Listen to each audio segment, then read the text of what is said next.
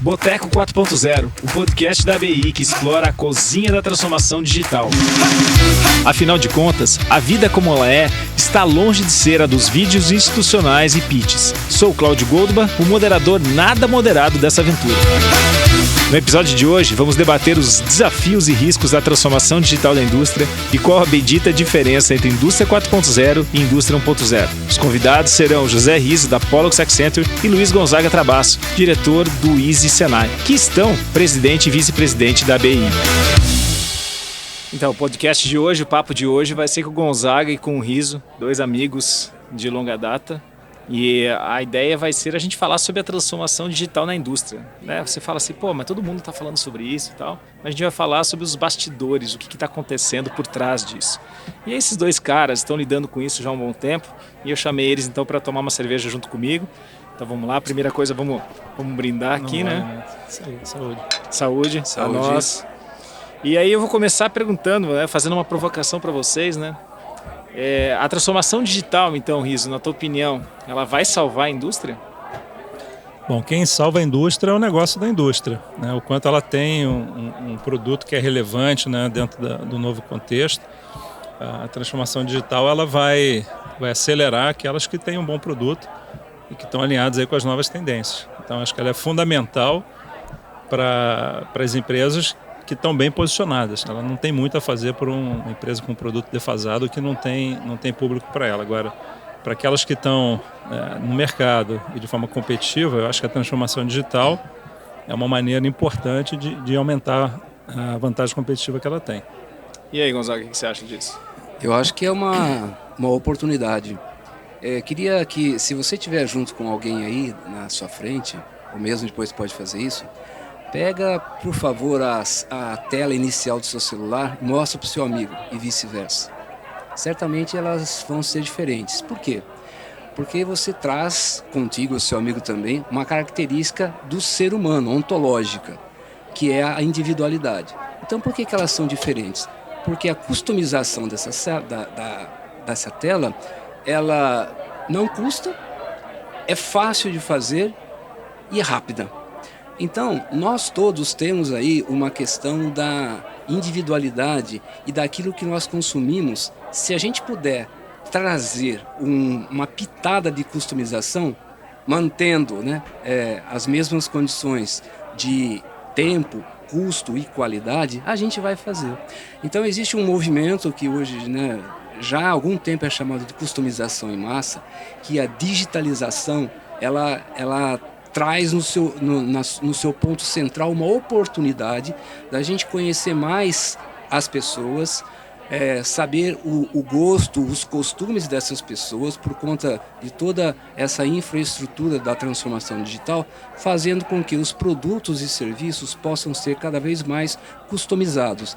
E cada um de nós, você que está me ouvindo, nós aqui, damos valor a isso, porque é algo intrínseco da gente. Então eu vejo uma oportunidade, isso a gente traz muito forte na academia, para verificar oportunidades, processos que possam cada vez mais trazer no seu bojo a customização, mas em massa, mantendo, né, as mesmas características desde a Revolução Industrial, de diminuição de tempo, diminuição de custo e aumento da qualidade. Legal, então a gente pegou dois conceitos e juntou eles, né? Primeiro que a gente tinha, primeiro que os produtos eram 100% customizados, eram feitos pessoa por pessoa. Aí veio a Revolução Industrial, massificou, baixou o custo, fez todo mundo ficar rico na possibilidade de usufruir de bens de bens e serviços. Aí depois disso, agora a gente falou, mas vamos voltar a ter uma personalização. Legal, parece que faz sentido. Mas é o seguinte, há 20 anos entrou nesse jogo industrial, desde, né, na Revolução Industrial, nós estamos falando de 1780, a primeira, entrou há 20 anos nesse mercado um novo player chamado China. Ele chegou dizendo que ia colocar 1.3 na época, bi de pessoas no mercado consumidor, e também trouxe uma capacidade produtiva bastante interessante. E esse jogo parece ter mudado há 20 anos, é uma percepção minha, ou realmente aconteceu alguma coisa exatamente em 2001, há 20 anos? O que você acha, Gonzaga?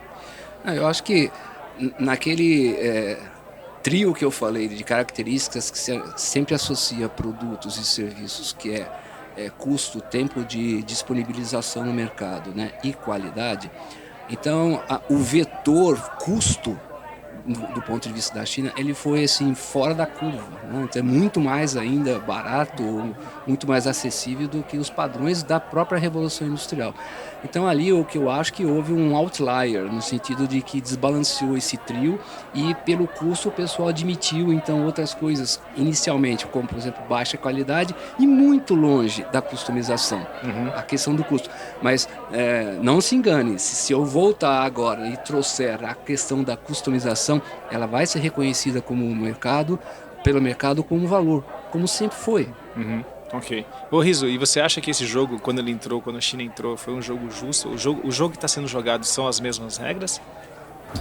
Bom, com certeza o mundo hoje é muito diferente do mundo há 20 anos atrás e eu lembro, acho que todo mundo aqui da nossa idade lembra, né? Os primeiros produtos chineses quando bateram aqui, eles eram sinônimos de baixa qualidade. Sim. Né?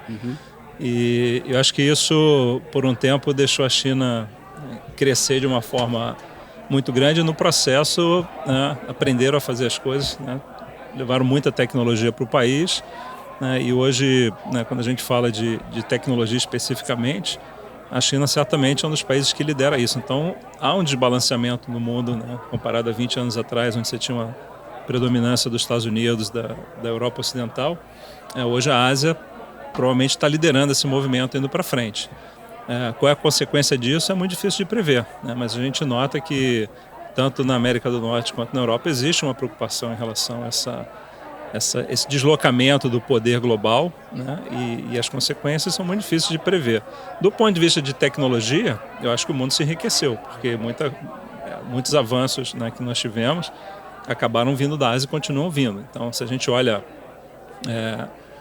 o quanto mais de tecnologia se gera hoje, né, com não só a China, mas o Japão que já estava lá, a Coreia, Singapura, quer dizer, a Ásia se tornou uma potência também científica e tecnológica. Então, a gente está num mundo bem diferente e aí você tem a questão da tecnologia e tem as questões geopolíticas e questões de segurança que estão aí em debate. O que eu percebo das minhas idas, né, a eventos na Europa e Estados Unidos é que existe até, vamos dizer assim, entre aspas, um certo temor, né, desse novo cenário que ficou configurado agora. Você lembra, Riso, Cláudio, que no almoço que a gente acabou de ter, a gente falava sobre também essa postura pendular da humanidade, né? Então a gente pode ver também sinais iniciais, eu diria, dessa pendularidade, ou seja, houve esse movimento em que tudo passou a ser terceirizado para a China e agora os países estão percebendo, poxa, não é bem assim, vamos trazer algumas coisas de volta. Né? É o reshoring, né? O reshoring. Eu estava falando também a questão dos ímãs permanentes aqui, né? No Brasil. Quando vocês olharem aí um gerador eólico por aí, né? Ali existe 1 tonelada de ímãs permanentes 100% importado da China. E a matéria-prima das terras raras saem daqui. A gente tem alguns gaps tecnológicos na cadeia, por exemplo, toda a parte da extração até a purificação do minério, aquele de fato que vai ser do ímã, né? E a gente, como tem essa dificuldade, exporta o minério e importa o ímã. Mas nós estamos vendo, participando já de algumas iniciativas no sentido de remodelar a cadeia e trazer isso de volta, né? Porque isso é um item essencial aqui para a gente. Né?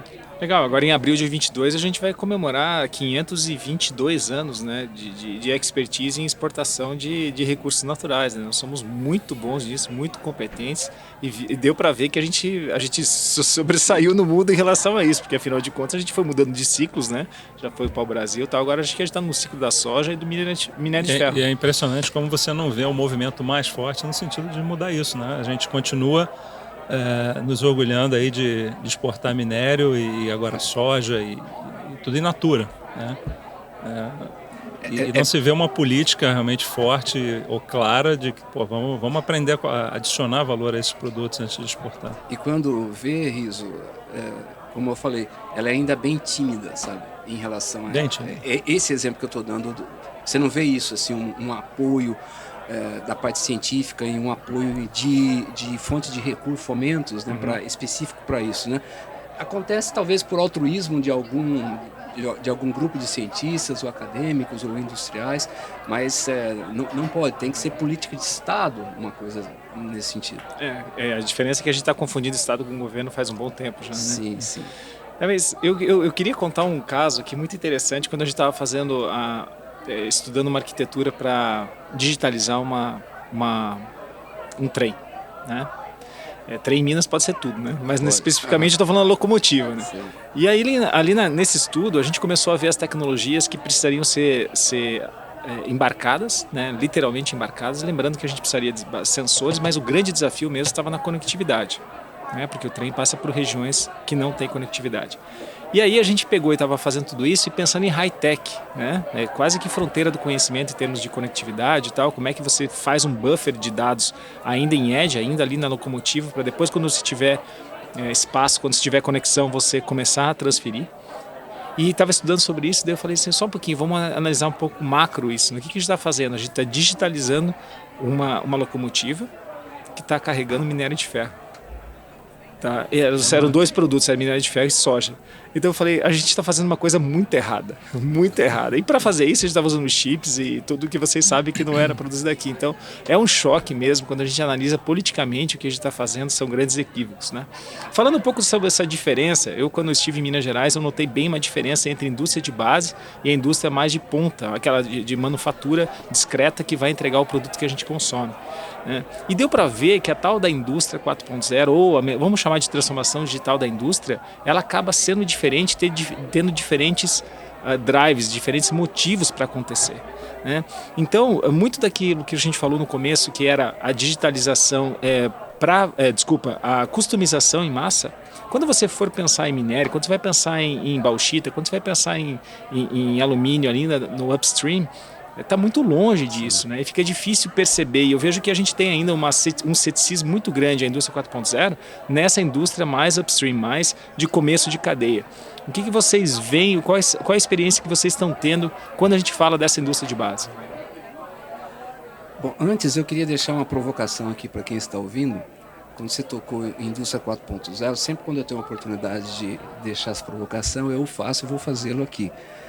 Então imagine você que você tem uma indústria qualquer e ele está num estágio assim bem inicial, então rotule essa indústria de indústria 1.0. Tá.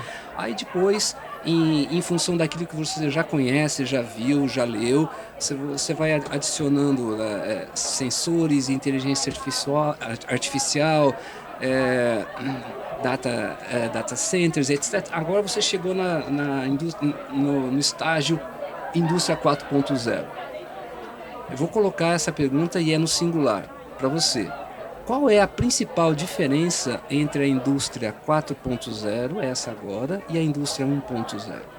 Não vou responder agora, mas pense, né? O que mudou daquela configuração bem inicial, preliminar, para essa que você, né, cheia de sensores IoT e tal, né? Mas voltando à sua pergunta. Mas deixando uma provocação, então você vai trazer a tua resposta no final desse episódio, ou seja, vai ter que ouvir até o final para saber a resposta. Uhum. Então vamos lá. Boa, Cláudio. Então, eu acho que aquela questão da customização, quando eu trouxe esse ponto aqui, ela é mais visível, mais sensível para a parte assim, de produtos que estão em contato ou em uso pelo próprio consumidor, né? Na indústria de base, de fato, né, a customização ali não se aplica ou de uma forma tão evidente quanto num carro ou quanto num celular, né, ou nos nossos produtos, né? Mas ela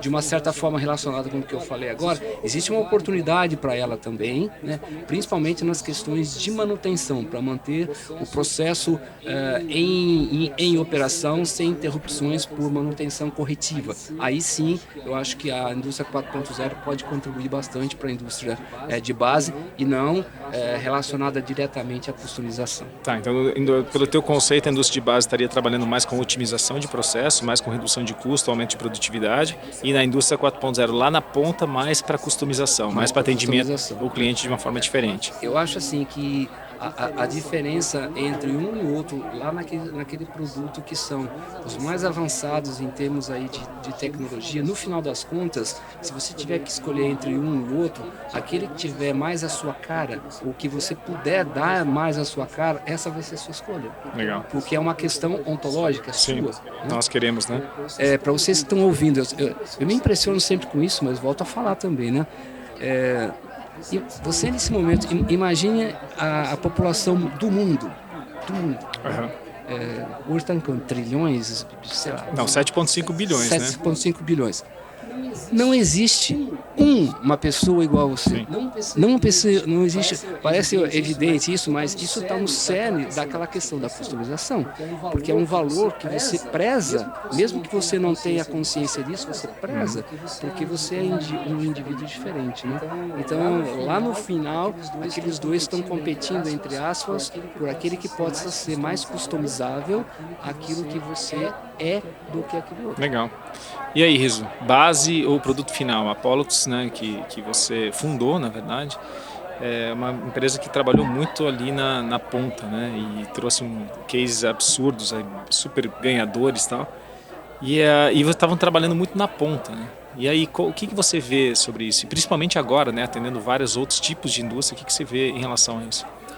Eu acho que o Gonzaga foi certeiro no sentido de que quando a gente fala de indústria de base, aí vamos pegar aqui siderurgia, mineração, óleo e gás, são operações robustas onde realmente não há muita customização, mas o custo de operar é muito grande. Então, assim, qualquer parada, por menor que seja, é um prejuízo bastante elevado. Então, o que a gente nota ali de conceitos aí ligados à indústria 4.0 que estão sendo adotados é muito mais no sentido de garantir o processo funcionando bem, tanto com manutenção preditiva e indicadores que possam indicar de forma cedo uma eventual possibilidade de um problema. E vejo que essas indústrias estão sim agora no momento talvez mais recente, né? A gente está falando da indústria 4.0, o termo vai fazer 11 anos agora, eu acho. Eu acho que a coisa acelerou agora, nos dizem que foi a pandemia talvez, mas realmente a gente nota um movimento mais forte. E na indústria de base, assim, a preocupação é realmente como monitorar os ativos, né, e reduzir essas paradas. E a questão da fábrica flexível, né, responsiva, inteligente, ela está realmente mais ligada à manufatura discreta, né? E novamente, o que o Gonzaga falou tem muito a ver. A gente vê aí um movimento forte pela customização dos produtos, né? As pessoas querem dar o seu toque ali no que vão receber. O Riso, só para interrompendo, mas claro. Acho que um exemplo legal que a Pollux fez em parceria, né, com o Senai foi o Dolce Gusto, né? Exatamente. Esse é um exemplo clássico aqui no Brasil, talvez um dos melhores de customização em massa. Então, para quem consome, né, o Dolce Gusto é aquela cápsula de bebidas quentes, então você tem café, chá, etc. A opção antes desse equipamento era você ir ao mercado e comprar uma caixa com 15 ou 20. Então, era difícil experimentar os 40 sabores, né? Porque se você não gostasse, você ia micar lá com o resto um da monte caixa de cápsula, né?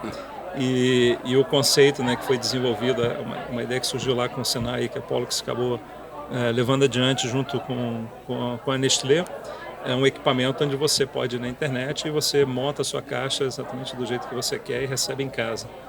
E acho que por ironia do destino, essa máquina entrou em operação alguns meses antes da pandemia e acabou que depois disso virou o modus operandi de todo mundo, né? Comprar pela internet e receber em casa.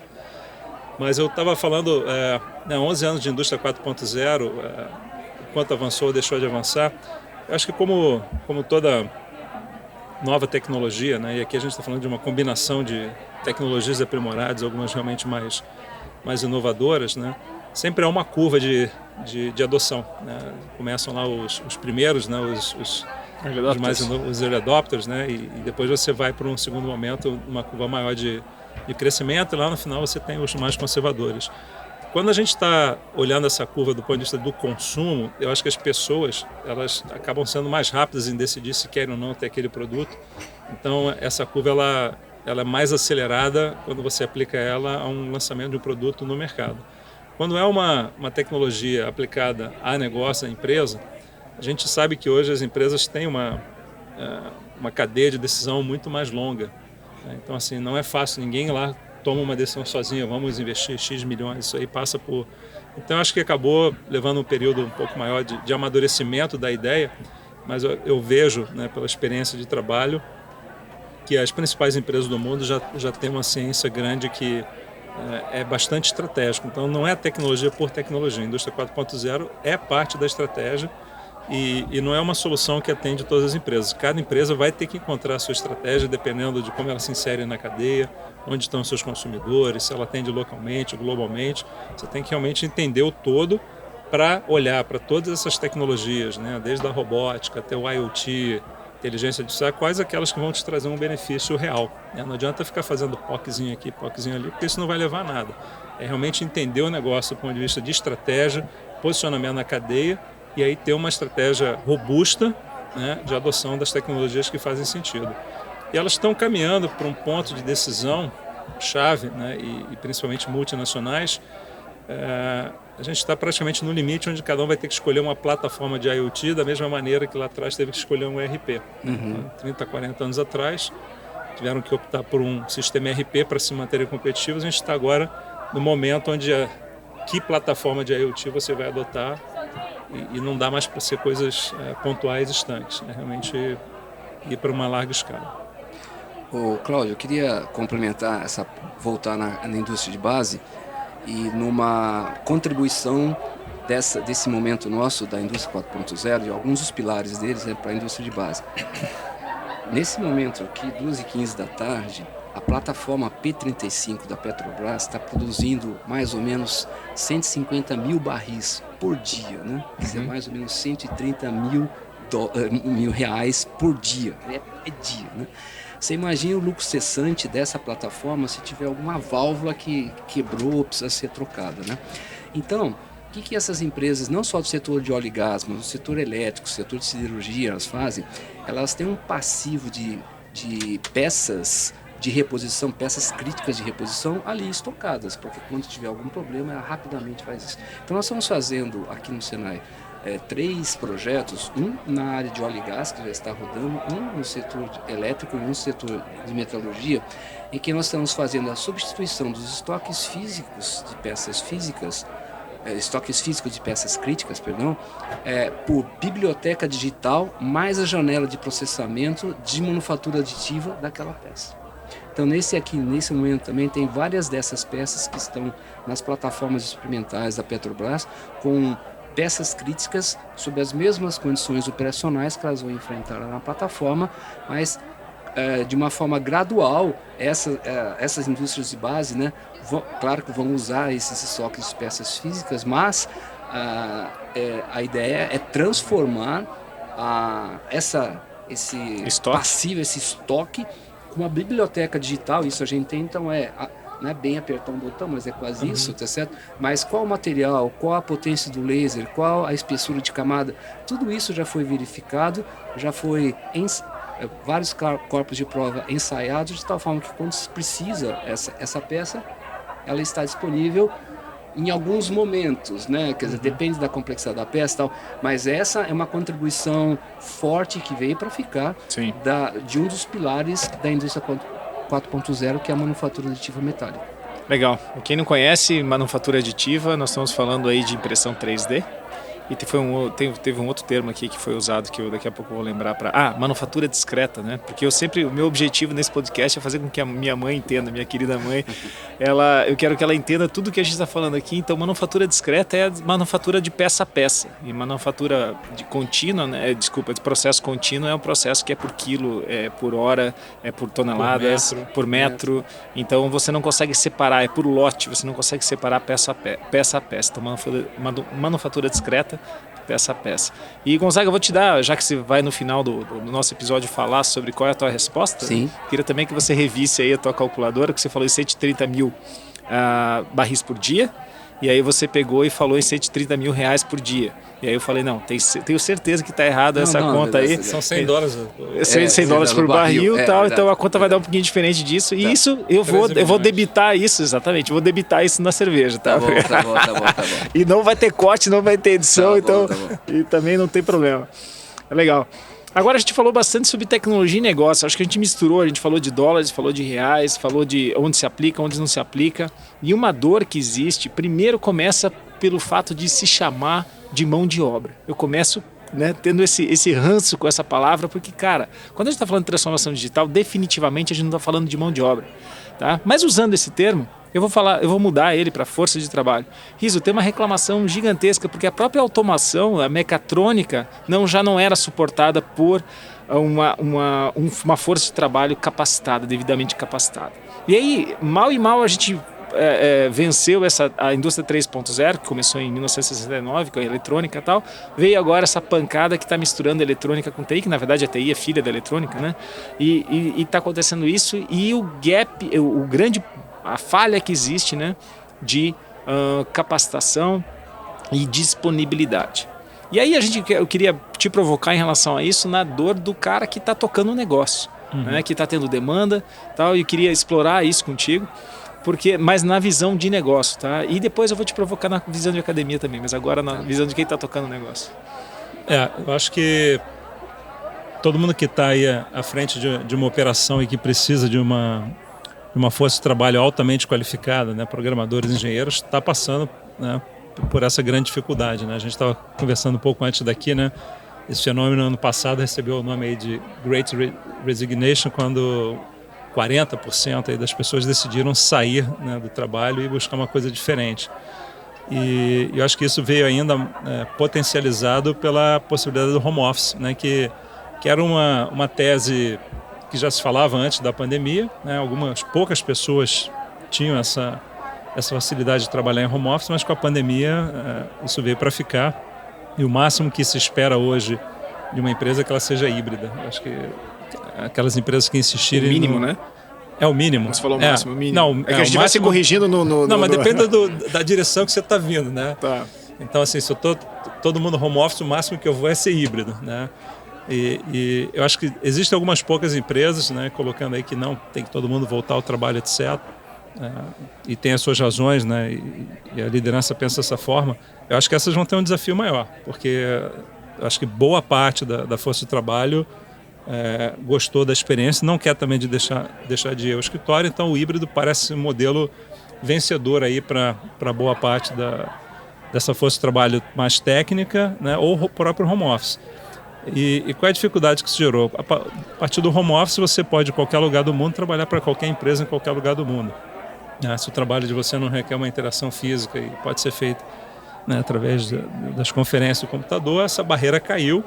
Né, no momento que a nossa moeda está bastante enfraquecida. Então, eu diria até que o Brasil hoje, do ponto de vista, né, de mão de obra super qualificada, é um país alvo hoje das grandes potências, porque se eles pagarem metade do que eles pagam para um programador lá nos Estados Unidos, eles estão pagando 5, 6 vezes o que se pode pagar aqui no Brasil. Então, assim, está bastante complicado. E aí, falando um pouco do nosso estado aqui, Santa Catarina, esse problema está bastante grave. É o que a gente mais discute aqui nos fóruns das empresas de tecnologia, essa dificuldade de reter as pessoas. Então, esse movimento ele está aí, né, para ficar e é um desafio para todas as empresas. Eu vejo que há um movimento grande de tentar tornar a empresa o mais atraente possível, né? Desde reforçar os benefícios, dar mais flexibilidade no trabalho, reconhecimento, carreira, quer dizer, todo mundo que está nessa área de gestão de pessoas está, juntamente com a liderança, com essa função que não se pensava, né, até certo ponto, né? Se você era uma boa empresa, as pessoas queriam vir trabalhar na sua empresa. Hoje o pêndulo, né, o nosso pêndulo aqui virou, né? Hoje é a empresa que tem que fazer um grande esforço para manter, né, a pessoa trabalhando. E como a indústria 4.0, e aí de forma mais ampla, a transformação digital é completamente dependente de pessoas, né? A gente já fala muito isso na BI, né? Não é a tecnologia, são as pessoas. Está caracterizado aqui um gargalo tremendo, né? E a grande dificuldade que as empresas que decidirem acelerar o processo vão ter é pessoas para botarem isso para funcionar, né? E a tendência é que isso se agrave com o tempo e eu acho que é um dos grandes desafios que a gente tem aí nos próximos anos do ponto de vista de negócio, é a atração e retenção de talentos, né, para fazer tudo isso acontecer. Então hoje em dia quem está mandando o currículo é a empresa. É verdade, exatamente. Gonzaga, e aí grande parte dessa responsabilidade, não vou chamar de culpa aqui, mas grande parte dessa responsabilidade é colocada dentro da academia, uma Sim. vez que a academia ela funcionou muito bem no século XIX. Né? Afinal de contas, era um grande oráculo de conhecimento, né? A invenção da imprensa e depois a academia acumulando esse conhecimento e sendo a portadora disso para o resto da comunidade. Muito bem, isso mudou desde os anos 90, a gente tem aí uma forma de disseminação de informação bem mais relevante, bem mais interessante, por sinal, bem mais, eu não gosto da palavra democrática, porque democrática quer dizer que o governo é do povo, né, mas bem mais espalhável, né, do que a academia, porque a academia sempre teve o seu preço e sempre, claro, obviamente ela tem um custo envolvido.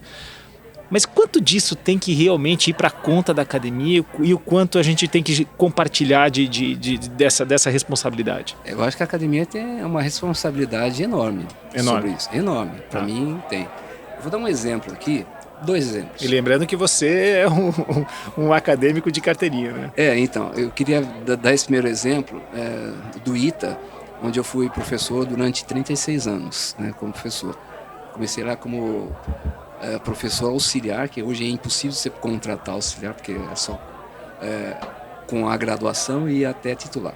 Mas lá o ITA, desde a sua origem, olha só, a gente tem o ITA como uma referência, de fato sem nenhuma demagogia sobre isso, mas ele foi concebido de uma forma que eu acho que está, assim, já prevendo o que ia acontecer agora em 2022, né?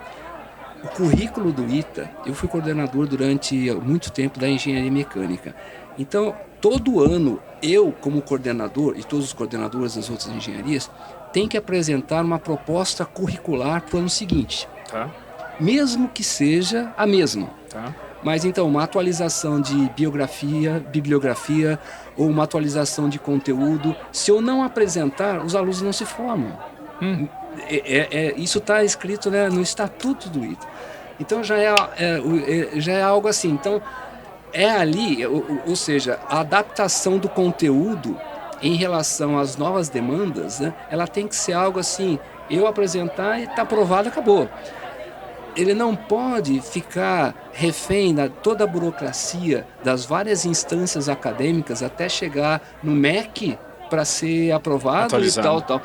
Então agora, por exemplo, segurança cibernética tem que estar no currículo. Não estava isso há 2 anos atrás. Verdade. Né?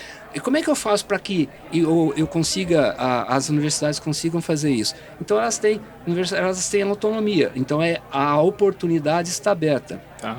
Mas poucos conseguem estudar no ITA, né? Não, sim, mas só para estou dizendo para a UFSC aqui do lado, né? Hoje nós temos aqui um movimento que nós fizemos aqui no Senai, tem várias faculdades isoladas do Senai. Aqui tem, em Blumenau tem, etc, etc. Então, hoje nós submetemos ao MEC um pedido para a formação do centro universitário que congrega as faculdades. Qual que é o benefício disso? Nós temos autonomia sobre o currículo. Eu não preciso mandar para um MEC, então eu acho que as universidades elas têm que se posicionar. Bom, todas as outras têm isso, tá. Com maior ou menor grau de dificuldade de implementação, mas a atualização do currículo, para dizer assim, a formalização, e consequentemente, não basta, né? Quem que vai dar a aula? Eu vou chamar o Riso para dar, então, entendeu? É sempre a próxima pergunta, se prepara. Então, mas aí sim, né, o incentivo de programas de doutorado, mestrado, pós-doutorado e assim por diante, né?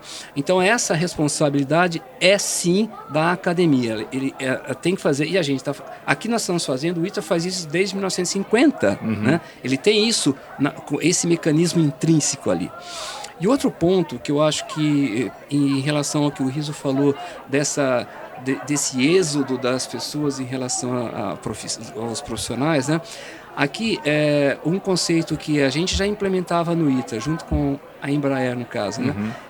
Que é um conceito que eu trouxe para cá, que é o conceito de residência em engenharia.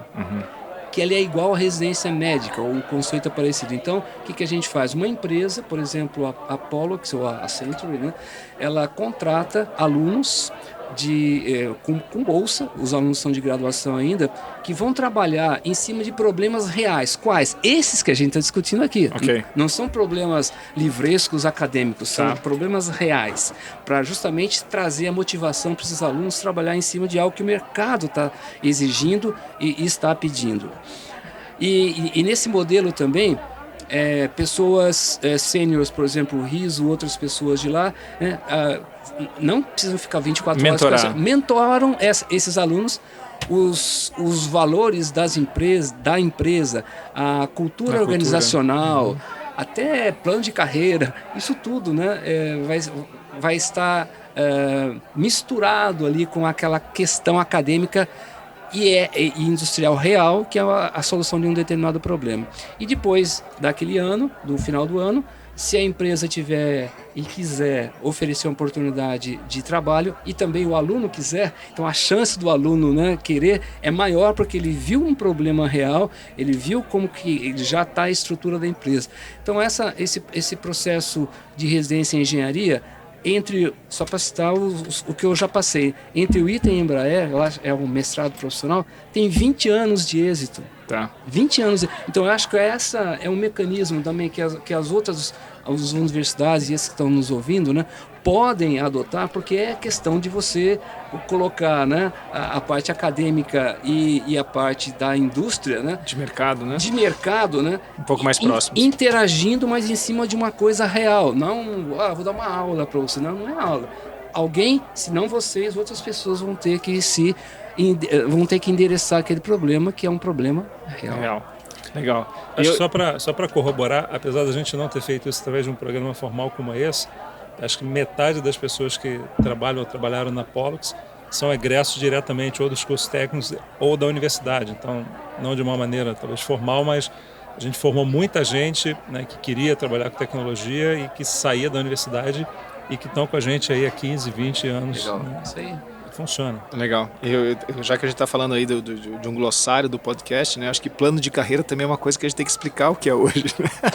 Plano de carreira, galera, era um negócio que você entrava na empresa e tinha meio que um manual ali impresso, né, do que você tinha que fazer para ascender naquela empresa. Então, a primeira pergunta que eu faço é: você tem certeza que essa empresa vai continuar existindo? Eu acho que eu compartilho assim, da mesma visão dessa questão de plano de carreira, né? Eu acho que a carreira a pessoa vai fazer a partir das oportunidades que surgem. Mas é impressionante como ainda hoje uma parcela grande das pessoas querem um plano de carreira. É impressionante. Então, por mais que você fale, cara, faça a tua carreira, não sou eu que vou determinar a tua carreira, as pessoas querem as caixinhas, elas querem poder, eu estou aqui, eu sou 1, eu sou 2, eu sou 3, agora eu sou o sênior, e não ter isso é um problema também. Porque aí... Mas eu queria agora explorar, Gonzaga, não tirando a outra palavra, mas eu queria explorar exatamente, eu queria que você trouxesse o teu conhecimento teológico sobre isso, porque na verdade tem muito disso, a religião também serviu como um grande disciplinador, como um grande provedor de um manual de instrução, né? E a gente lidar com a nossa própria responsabilidade de criar o nosso caminho não é fácil em função desse. Então eu queria que você misturasse agora tecnologia, antropologia e teologia. Então eu vou primeiro para a teologia. Então, veja só, eu quase fui diácono. Sim. Né? Então... Benção. Mas aí também tem um plano de carreira ali. Verdade. Né? Porque para você ser diácono, então você tem que ter esse tipo de formação, você tem que ter tantos anos de ajuda ali na paróquia e tal. Eu vejo... Até ser papa, né? Até ser papa. O papa. Mas é outro patamar. Agora, Riso, mas eu acho que o plano de carreira, eu concordo, lá no Senai a gente tem a mesma coisa. Certo? Na academia, né, como eu falei, eu comecei como professor auxiliar, cujo requisito era ter graduação, ponto, né? Depois assistente, cujo requisito era graduação e mestrado e assim por diante até titular. É uma oportunidade das empresas também colocarem nas caixinhas, né? Por exemplo, cybersecurity. Você passar daqui para cá, você tem que ter um curso, uma formação, algum tipo de envolvimento com essa área. Mas as pessoas... Sabe por quê? Tem mais uma provocação aqui, porque não tem livro-texto sobre isso, cara. Sobre aquilo que já está escrito. Estou citando um exemplo. Mas eu acho que assim, é uma questão de segurança para a pessoa, né? Para ela fazer um planejamento, né? Minimamente, né? No médio prazo. Para dizer assim, então, para eu passar da condição de auxiliar para... Por assistente? Exemplo, eu preciso ter mestrado, necessariamente. Tá então, vou atrás do mestrado. Não especifica se eu preciso ter mestrado aqui ou ali, mas precisa ter o grau de assistente para adjunto, doutor e assim por diante. É uma oportunidade, mesmo que não tenha ainda um livro-texto sobre isso, mas se você fazer, você vai fazer um curso EAD, sei lá onde, né? Você tem que passar por esse hurdle, né? por esse fardo, por essa etapa, né? Para poder galgar o outro. Eu vejo, eu compartilho com o Riso, lá no Senai também é a mesma coisa. A gente tem a passagem lá de pesquisador 1, 2, é a mesma historinha. E aí, para passar de 1 para 2, você tem que ter, por exemplo, para você chegar a ser líder técnico, você tem que ter tido a coordenação de, no mínimo, 3 projetos de pesquisa aplicada. Ponto. Eu acho isso legal, porque nesse meio tempo você já mostrou que você pode dar conta do recado. Mas ali. imagine você jogando xadrez num tabuleiro que fica se mexendo. Eu vejo que é assim que acontece. Porque assim, apesar das regras, a gente tentar definir as regras, o que acontece é que o tabuleiro está se mexendo. Eu sempre faço assim, um raciocínio. Eu gosto muito de teorizar coisas, né? Então, na hora que você me coloca numa situação, imediatamente eu penso na situação -1 daquilo, no zero, a situação de não ter aquilo. Tá. Eu acho que é pior. Ou seja, o pior é não ter o tabuleiro, tá, do que um tabuleiro se mexendo, tá, fazendo o exercício da retirada daquela coisa, né? Ou daquele item. Então, eu sei que não é fácil, mas só voltando aqui, eu acho que a academia tem mecanismos para se parear com aquilo que está acontecendo em termos de uma modernização do seu conteúdo, que não basta, mas a modernização também do seu corpo docente e também das condições, né, no entorno, né? Como é que os laboratórios, por exemplo, né? Então, não é uma situação fácil, porque em termos de... isso exige investimento, né? E aí a gente vai àquele problema, né, da importância assim, propalada da educação, mas que de fato, na hora que você for ver em termos de investimento, ela é muito pouco considerada, na minha visão, sabe? Em termos assim, comparando com outros gastos que a gente vê, ou outros investimentos, perdão, que a gente vê por aí. Toda vez que fala de dinheiro e educação, e curso de educação, essa coisa toda, né? Eu lembro que quando eu fiz engenharia lá em Iowa, um dos professores que eu tive era o Mischk, que é o cara que faz o Handbook of Mechanical Engineering lá nos Estados Unidos, um cara forte, né? Ele é aquele cara, cabelo escovinha, já bem tradicional, né? E a gente teve lá uma semana que os alunos decidiram entrar em greve porque tinha subido a matrícula, né? 10%, né? Então tinha um movimento para ninguém ir para as aulas, para pressionar lá a universidade, mas não funciona lá, acho que não funcionou. Então a maioria das aulas seguiram tendo, e eu acabei indo para a aula do Mischke. Ele colocou aquela famosa frase lá no quadro: se você acha que a educação é cara, então experimente a ignorância. Agora, Riso, pensando o Gonzaga trouxe muito esse high-end, né, que é o ITA e sua escola. A criação do ITA já é fantástica, e da Embraer também e tal, mas vamos pensar em massa, vamos pensar em a gente espalhar isso. Você acha que vai dar tempo da academia se ajustar, ou a gente vai ter que resolver, o mercado vai ter que resolver de outro jeito? Qual é a tua opinião? Bom, eu acho que, em primeiro lugar, né, falar de educação, né, como um todo no Brasil hoje é um desafio enorme. Eu acho que a gente está, talvez, nos piores momentos assim, da educação no país como um todo, né?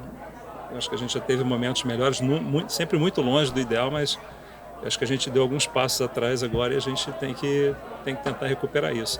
Tem muita gente boa na academia, nas universidades, mas existe, no meu entendimento, um mecanismo existente, uma forma de trabalho lá, que até impede que essas pessoas, né, que pensam um pouco diferente, consigam, né, implementar as mudanças e a modernização aí que é necessária, pensar um pouco fora da caixa. Então, acabou que é uma estrutura que se criou ao longo de muito tempo, e ela é bastante rígida em vários aspectos. Então, é difícil ir contra o sistema. E mais do que isso, é uma questão agora que passou a ser ideológica também, né? E aqui a gente tem um problema ainda maior, né? Que é aquela discussão do que se ensinar, do que não ensinar. E a gente vê, né, pensamentos aí bem retrógrados aí em várias frentes. Então acho que a gente já não tínhamos uma situação favorável. Acho que sempre quando se fala de educação no Brasil a gente está bastante atrás, né, do que acontece no mundo como um todo, e vivendo um momento ainda mais complicado nesse aspecto. Então eu confio que a gente dá a volta por cima, né, e eu acho que tem muita gente ligada às universidades, né, e às instituições de ensino que entendem, né, a importância da gente avançar mais rapidamente e que vão ter que se liberar dessas amarras, desse mecanismo que foi criado, e espero que seja mais cedo do que tarde, porque, né, do jeito que o mundo caminha hoje, cada ano perdido acaba sendo um custo muito alto. Eu acho que até aquele tema que a gente estava tratando lá no início, né, por que a gente não agrega valor aos produtos, no fundo, se a gente for ver, a educação, né? Educação tanto no sentido de como fazer, como de se ter isso como um objetivo. Como negócio, né? Como negócio. Então, a gente segue com essas mazelas, né, tremendas aqui no país, essa desigualdade que é, acho que única hoje no mundo, né? O Brasil, eu olho ele, do ponto de vista estatístico, como um mini-mundo, né? Nós somos em torno de 3% da população, e aqui, nós temos 3%, já está um pouco pior agora, né? Mas a gente tinha mais ou menos 3% do PIB, então aqui você tem o equivalente dos mais ricos do mundo, dos mais pobres. Então a gente tem dentro do Brasil aqui a Europa, os Estados Unidos, a África, a Ásia, é um microcosmo. Só que eu acho que a gente está indo para trás. Essa comparação já foi mais favorável da gente realmente representar o mundo dentro de um país. E eu acho que agora o mundo que a gente representa aqui no Brasil está um pouco pior do que a média do mundo. Então a gente está ou andando lentamente ou andando para trás. E outra coisa, né, que estímulo que existe para mudar, eu acho que esse é um ponto, você vê esse êxodo, né, de jovens até não saindo do Brasil, né? E esse êxodo, porque assim, a força de trabalho deles, o conhecimento deles, o que eles estão adicionando de valor, está sendo adicionado para produtos que a gente vai ter que comprar em euro ou em dólar. É impressionante. Antes era o pau-brasil, agora é a nossa cognição que está sendo exportada de uma forma extremamente barata, né? Voltando um pouco para o tema de negócios, a gente tem uma dor, pouco se fala sobre as pequenas e médias indústrias. As pequenas e médias indústrias, elas têm um papel muito importante, porque não é tudo que é commodity, não é tudo que pode ser vendido, né, em grande escala, e não é tudo que existe rede de distribuição suficiente para chegar até o consumidor. Então existe a pequena e média indústria, que sempre foi muito relevante. Na verdade, toda a industrialização começou por pequenas e médias, que depois acabaram se consolidando. Então o mercado siderúrgico hoje, por exemplo, extinguiu as pequenas e médias, porque é uma questão de muita escala. Mas quando você vai para mercados mais, por exemplo, alimentício, a gente está falando de pequenas e médias que jogam um papel muito importante, né? Pequenas e médias no contexto da indústria 4.0, transformação digital. Riso, qual é o teu feeling sobre isso, e seja bastante franco em relação a isso, como você está sendo, né? Não, sim. Eu acho que, primeiro concordando, né, que pequenas e médias empresas, né, acabam sendo o motor aí de boa parte dos países, tanto na geração de empregos e mesmo de riqueza, né, e de atender o país como um todo, né? A gente precisa dos pequenos negócios espalhados para levar serviço, produto para a população como um todo. As pequenas empresas, eu acho que elas são muito dependentes da qualidade do empreendedor que está à frente, porque uma vantagem grande de ser pequeno é a agilidade que você tem para tomar decisão, para mudar as coisas, né? Você não tem que passar por um conselho de administração ou aprovação de um budget. Quer dizer, você está ali dirigindo aquele negócio, e se no dia seguinte você acordar e falar, eu quero deixar de vender isso, vou vender isso, você pode fazer, não há nenhum impeditivo. Então, eu acho que essa agilidade, né, dos pequenos negócios, quando a gente fala de tecnologia, ela é positiva porque a tecnologia está muito acessível, né, da maneira como ela se disponibiliza hoje, né, tudo pode ser alugado, tudo está na nuvem. Então, diferentemente, né, de 30 anos atrás, para ter um sistema de informática, os pequenos não tinham como ter um mainframe, essa coisa toda. Então hoje está acessível. Agora, depende muito da habilidade do empreendedor que está ali na frente, né,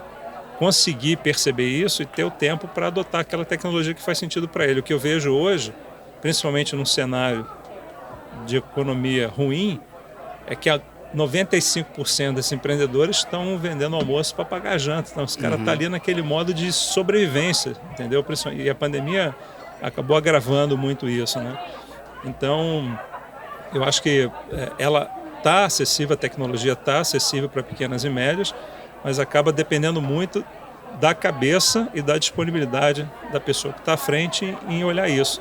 Eu acho que tem dois problemas. Uma parcela grande desses empreendedores que não tem visão da tecnologia, não tem ou a formação ou não conseguiram se informar a respeito, então não sabem da existência talvez de alguma coisa que pudesse facilitar muito o negócio deles. E essa outra questão que é essa preocupação em sobreviver, em estar ali, né? Então o cara gasta a maior parte do tempo dele lidando com o banco, né? Vendo como vai pagar a conta, gasta lá. Que tem o tributo também, né? Exato, o tempo que o cara gasta ali para entender essa parte tributária e aí acaba não sobrando tempo. Mas eu penso isso. Então, por essa razão, eu acho que ela acaba atingindo muito poucos desses negócios. Isso representa um risco, né? Porque a gente pensar que as grandes estão conseguindo achar o seu caminho dentro dessa transformação digital. A gente está falando disso, como você bem falou, há quase 12 anos e as pequenas e médias ainda não conseguiram encontrar esse caminho. E como a indústria ainda é uma grande geradora de valor para grandes regiões remotas, porque a indústria precisa de espaço, precisa, né, e acaba estando em regiões remotas, você concorda que isso é um risco? Eu concordo, eu diria até que o risco maior, né, para as pequenas empresas nem são as multinacionais consolidadas que estão dentro já de um segmento bem estabelecido, onde elas já dominam. O que eu vejo acontecendo de uma forma muito mais agressiva com os pequenos negócios são esses novos empreendedores, esses sim com formação e entendimento, que identificam as deficiências desses pequenos negócios e rompem. E criam uma plataforma que praticamente torna inviável todos esses negócios. Certo. Isso a gente vê nascendo o tempo inteiro em todos os aspectos das vidas. Então, né, uma que eu acho que agora vai ser varrida, né, a gente viu ali um pouco lá atrás aquela questão do quanto o mau serviço dos taxistas fez com que o Uber prosperasse. Eu estou vendo outra agora acontecendo, que é o das imobiliárias.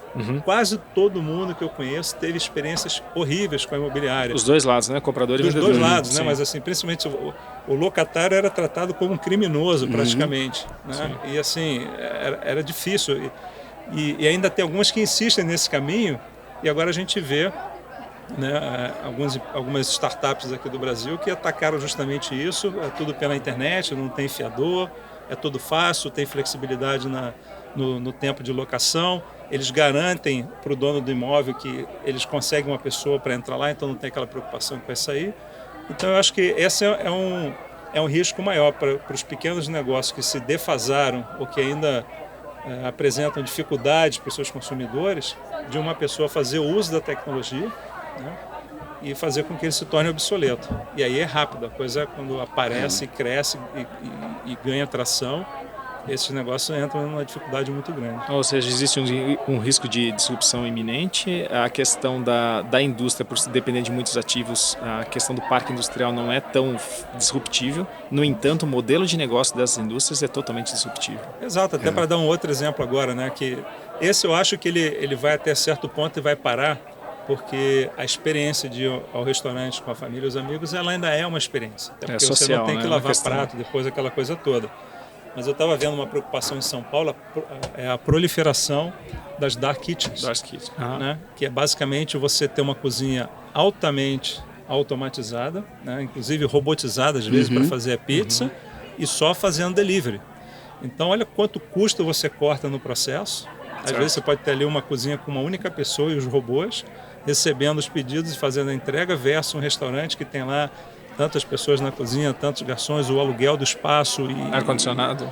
Então assim, olha a diferença, né, de custo. Tudo bem que aqui tem a questão da experiência, numa você vai estar em casa, outra você está no restaurante, mas é outra situação que eu vi semana passada numa reportagem, que em São Paulo já é uma preocupação. Sim. E aí, Gonzaga? Ô Cláudio, queria trazer um ponto sobre as pequenas e médias empresas. O que eu tenho não só observado, mas participado da elaboração de propostas, algumas fontes de fomento, elas, além... Sempre tem, né, a própria contrapartida da fonte de fomento, a contrapartida das empresas, mas elas estão agora, pelo menos uns 3 ou 4 projetos que eu escrevi recentemente, elas criam um comitê de usuários, que são pequenas e médias empresas. Então, até elas só podem entrar elas não contribuem com nada em termos financeiros, mas têm acesso a essa tecnologia que vai ser, então, objeto daquele projeto. Eu achei uma iniciativa bastante... Não tinha visto isso. Interessante. E isso, assim, é condição sine qua non para você colocar a proposta. Tem que impactar numa pequena e média. Tem que, pelo menos, aí é legal porque você não vai simplesmente colocar o nome da Você vai ligar pro cara no mínimo. Você liga pro cara e explica, pô, mas peraí, isso está muito longe. Eu falei, sim, mas... E tal. Depois vocês podem vir aqui e usar a máquina e fazer um teste com uma peça típica de você. Nesse caso era principalmente a parte de mineradoras, né? Mineradoras muito pequenas ali na região do sul aqui do estado. E eu achei essa iniciativa assim, super legal, porque todo momento a gente fala, pô, mas você só mexe com um grande preço, você só mexe com óleo e gás e não sei o quê. Então agora tem uma iniciativa assim, eu achei então legal. A gente está falando talvez uma política de cotas para incluir as pequenas e médias. Mais ou menos, que seja, mas olha só, tudo bem, eu não estou sendo a favor nem contra, né? Até para fazer um parênteses, né, a gente acaba juntando pequena e média, né? Virou um termo, né? Isso. E tem que separar, né, para conversar sobre isso. Eu acho que é o seguinte, né, quando você pega ali a cadeia alimentar do microempreendedor até a mega corporação global, né, e toda a escadinha que tem até lá, o pior lugar para você estar é você ser a tal da média empresa. A média empresa, assim, você está ferrado, porque você tem todos os custos da empresa grande, todas as obrigações, e não tem ainda uma receita que eles têm. Então, assim, enquanto você é micro, pequeno, você tem alguns benefícios, algumas facilidades, e até a própria gestão do negócio é mais simples. A partir do momento que você vira uma média empresa, aí você tem todo o custo que uma grande empresa tem, sem ter o faturamento e o ganho de escala que ela acaba tendo e que gera os benefícios. Então, ser média empresa é o maior desafio para mim. Pelo jeito você está falando da própria dor, né? Você não está falando de observação. A gente passou por todas, né? A gente começou pequenininho, né? Foi média empresa e foi vendida por uma... Foi vendido para uma grande... Muito grande empresa, então... Dá para sentir mas ser média empresa é difícil, porque boa parte dos incentivos somem, né? O negócio é mais complexo, né? E você ainda não tem a estabilidade, o colchão financeiro que uma mega corporação tem. Né? Ele é um adolescente, né? Ele não se dá bem que nem é um adolescente, com todos os problemas da adolescência. Isso aí. Ô Gonzaga, e agora traz para nós, cara, a resposta da tua... Primeiro que você tem que refazer o cálculo, né? 150 mil barris por dia. Né? E depois traz para nós a tua resposta. Então, eu vou convidar para você que tá ouvindo para responder. Bom, deixa eu só refazer a pergunta, né? Então, tem uma empresa que ela está no começo da escala, vamos chamá-la de 1.0, e a outra já está no 4.0, que é o que a gente está falando todo momento aqui.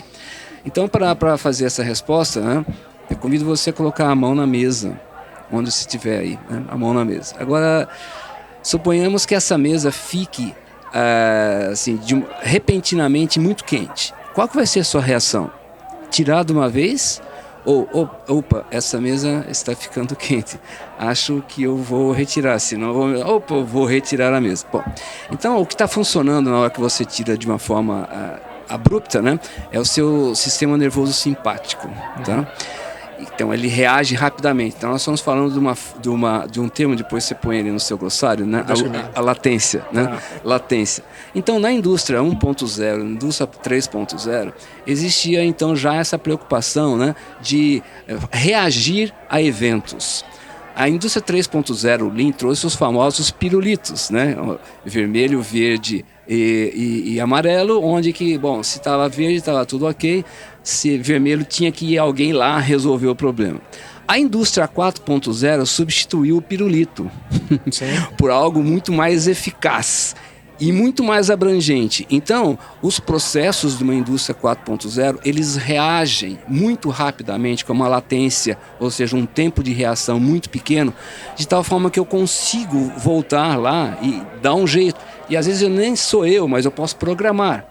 E o sistema simpático, então, do 4.0 vai muito além do processo. Ele vai para o mercado. Sim. Então, o que eu preciso me posicionar? Como é que eu vou reagir a isso que aconteceu lá na China? Né? Então, o conceito de latência, para mim, né, é a expressão melhor do que é uma indústria 4.0. E tudo que se fala, né, em termos de IoT, nuvem e tal, né, são meios para que essa empresa... Claro que não é só isso, né? Meios para tirar a mão mais rápida da mesa. A mão mais quente. rápida. Mas a mão mais rápida. E às vezes não é só... É mudar a mão. Em função do mercado e tal. Ou seja, mas é uma empresa que reage, né? Ou age em função de todos os sinais, eventos e evidências que chegam a ela por nuvem, por todas as coisas. Até por insights, né? Porque Até por o insights. Empreendedorismo é isso, né? Por insights. Mas, né, por isso que eu estou para escrever esse artigo ainda, né? Isso que eu te perguntar. A gente sempre tem artigos. Você ouviu esse conceito de alguém ou você criou esse conceito? Eu criei. Você vai emprestar para gente? Vou. Tem tudo... Porque aí eu falei assim, indústria 4.0, né? Beware, ou déjà vu. É o 3.0 turbinado. É isso aí. É o turbinado. Então, só que ele é muito além daquela ideia, né, de dar uma olhada no que está acontecendo na produção.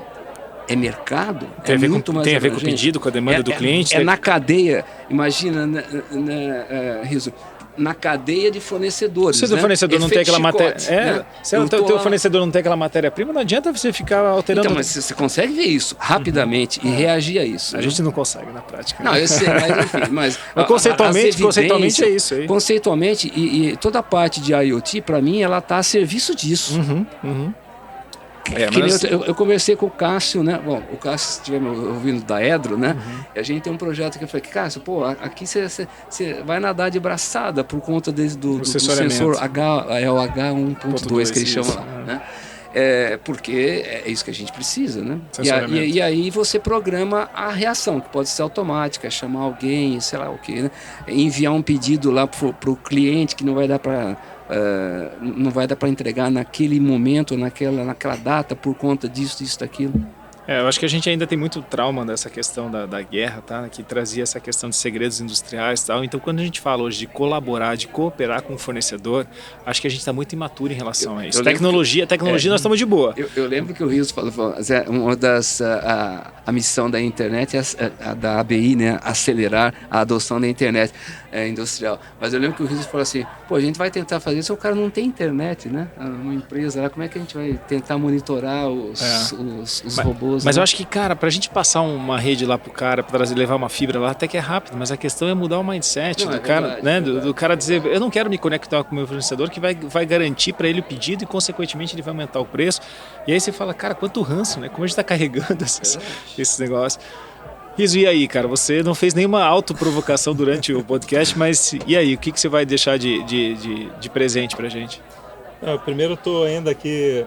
Estou digerindo esse conceito do Gonzaga, que eu acho que foi uma das melhores definições. Gonzaga, eu vou emprestar isso, eu vou te dar o crédito. Tá? Então, assim, provavelmente, eu acho que é uma maneira bem simples de explicar o que é fundamental. Eu acho que realmente é isso, né? É você tornar realmente a empresa reativa a tudo que está acontecendo, né? E tirar proveito disso, né? Tomar decisões de forma antecipada para otimizar o teu negócio como um todo. E eu acho que outro aspecto importante é a conexão, ela não está só dentro da fábrica, você tem que estar conectado lá com os teus clientes, aí realmente o efeito é muito grande.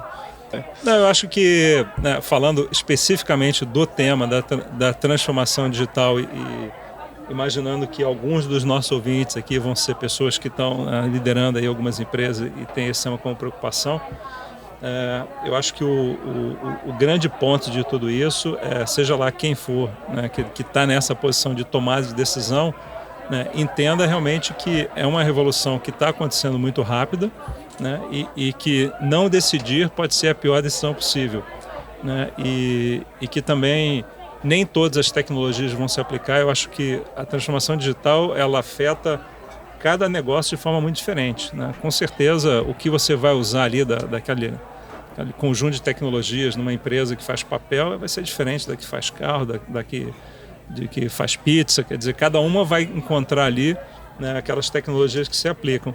Mas eu acho que o ponto é esse, é tomar a decisão de que precisa ser feito e fazer isso com velocidade. Algumas coisas não vão dar certo, né, mas do jeito que a coisa está caminhando, ter alguns erros no processo ainda é um prejuízo menor do que você, né, ficar parado esperando, né, ser o último da fila, né, porque a hora que você decidir já passou e provavelmente você nem vai estar mais aí.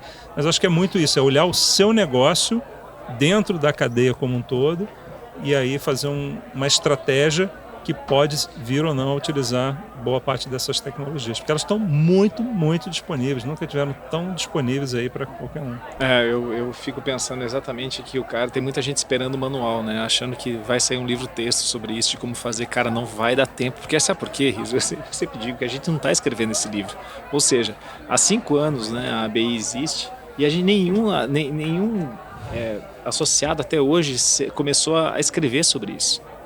Ou seja, não vai ter livro-texto nos próximos anos, não vai ter.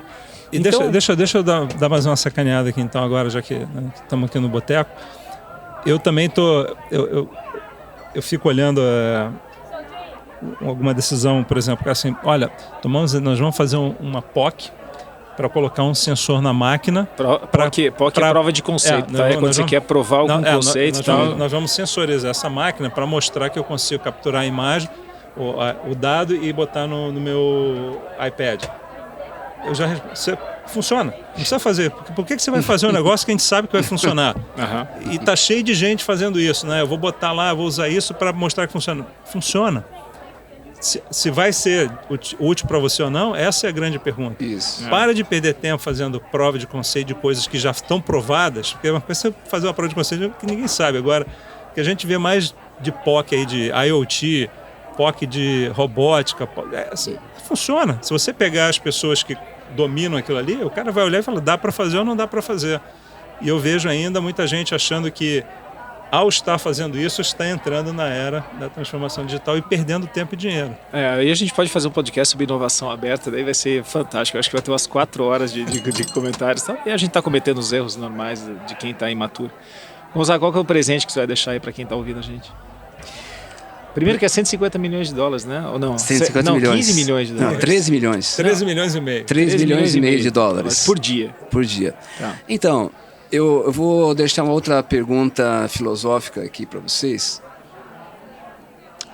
Se alguém chegar para você e perguntar que horas são, o que você vai responder? Se você olhar no relógio e disser que está escrito no relógio, a resposta está errada. A resposta ou a única resposta correta que você pode dizer quando alguém pergunta para você que horas são, a resposta é agora. Porque na hora que você olhou e disse, o tempo já passou naquilo que você falar vê. Agora devagar também já agora. E se você tentar fazer alguma extrapolação para o futuro, você vai errar. Então, o agora, eu estou usando aqui para... O tempo é agora, para essa transformação digital e para você, né, tomar alguma ação que, né, você ainda não tomou porque o fulano não apareceu. O concorrente não fez ainda. O concorrente não fez, ou você está, né, postergando para fazer aquele curso. Enfim, né, o momento é agora. E contando, né, com que tem um monte de gente que está junto contigo na mesma barca. Então, a ABI é um deles, né? E os seus colegas e tal, mas o tempo é agora, ou seja, essa questão de procrastinar tal, não faz parte da transformação digital, tem que ser agora. Legal. É isso aí, gente. Terminamos o primeiro episódio do Boteco 4.0. Acho que eu queria pedir saúde aqui, né? E desejar saúde a todos. Agradecendo meus grandes amigos Riso e Gonzaga. Obrigado e até a próxima. Eu que agradeço aí, Cláudio. Parabéns pela iniciativa aí. Eu gostei muito de bater esse papo aqui, né? Vamos fazer outros. Legal. A coxinha estava boa, o pastel também. A empadinha de camarão também melhor. A empadinha de camarão.